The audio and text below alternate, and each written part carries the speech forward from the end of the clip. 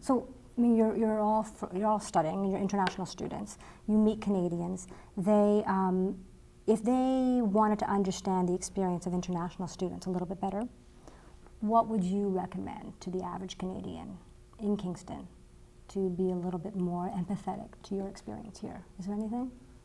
For me, I feel, particularly in my case, I feel like it'd be better if they try to reach out more, because when we first came here, like, we'll get all the culture shock, and like you feel like everything that you do is wrong in their culture, so you tend to feel more wary about what you do. So in my own experience, when I was living in residence, like my residence, I was the only Asian girl on my floor, and I felt really intimidated by that. And I feel like the Canadians get along really well, even though they don't know each other. Like within a week, they start calling each other, we're best friends and all that.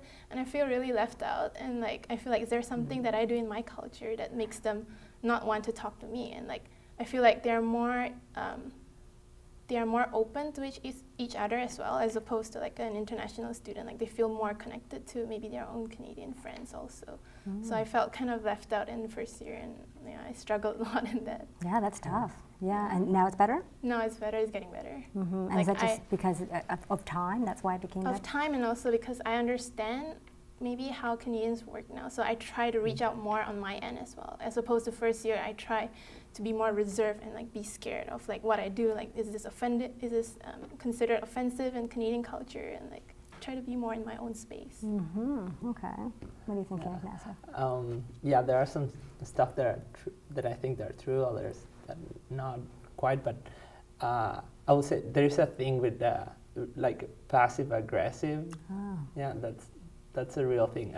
That doesn't exist in Chile. If you're saying something, just say it. Not like make me like, yeah, in a way trying to understand, right? Or being polite, like, yeah. Okay. Like, no, that doesn't How did you exist. figure out passive aggressive? Like, how did you know that this was something Well, that they call passive my aggressive? girlfriend's from the US, so Okay. she explained it to me. Okay. And yeah, she was in Chile first, so she was aware of my culture. And then it's like when she knew that I was coming to Canada, she was like, well, you need to be aware of this. Like, this is how it works. Like, passive aggressive is a thing that. That's interesting. So passive aggressive is not about the personality. You would say it's more about the Canadian culture. North American culture, maybe. Interesting. Okay. What are you thinking? There you go. I think for like Canadian students, maybe if they can show more interest in us, like maybe be more aware of the differences and don't make assumptions and generalize, I think that will be better, like help us make our day better. Okay. And what's the responsibility of the international students when they live here? What would make their life easier? I would say that you need to go and like, I don't know, jump to the pool, right? Like, you need to immerse yourself in the culture to actually understand. So the more people you get in touch, the easier, like, you will detect different stuff and like, I don't know, like, assimilate the culture in some way.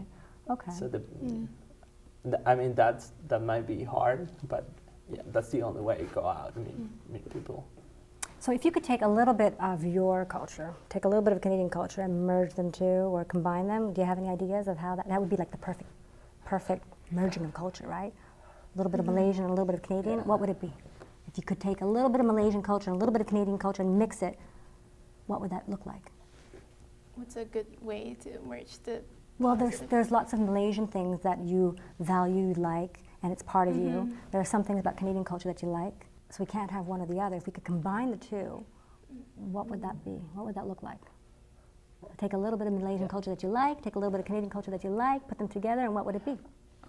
I will say that I like in part a little bit the being more respectful. More respectful. Yeah, that's a good thing about Canadian culture, that we're more respectful.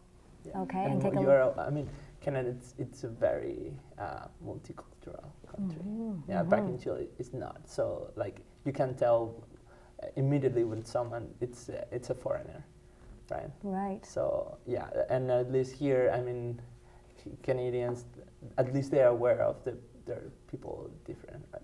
So okay, so you would take the part of Canadian culture that you like is the whole respect for multiculturalism. Exactly. And what about the part of Chilean culture that you would like to kind of bring over a little bit more?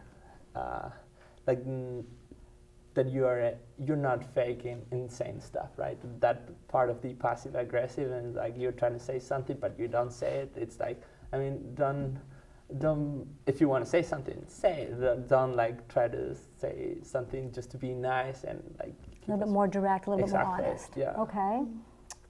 For me, I would say I like to bring in the friendly interaction with strangers to Singapore, because Singapore, normally you don't talk to strangers like on the streets or in the public bus or even in the communities. So if like I can take that friendliness aspect of Canadian, like the hi, how are you part to okay. Singapore, I think it will make Singapore a friendlier and happier country. Okay, so the social greetings, bring that back to Singapore. Yeah. Okay, cool, okay. And what are you thinking? I think for me, because I focus so much about expressiveness and everything, I would definitely like some of that back home, because back home we tend to speak with more, like we don't elaborate our sentences, so sometimes people might misunderstand us, as opposed like Canadians, like they'll be like, can you pass me that glass of water because I'm feeling thirsty and all of that, I'm having a long day.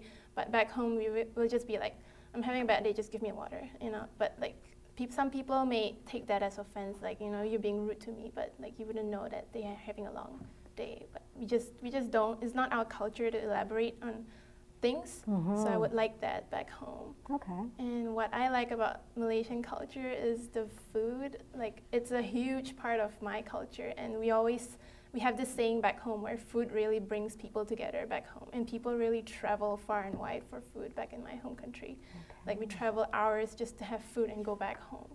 That's something that we take pride in. So like coming here, the first thing I noticed is there's a lot of burgers and like breakfast and continental breakfast and all of that. It would be nice to see more like international food, like Asian food. We'll have to open up a Malaysian restaurant somewhere in Kingston. Sounds Yeah. good, okay. Thank you so much for sharing your personal experiences and perhaps maybe even educating a little bit more of your culture with the local Kingstonians. So thank you.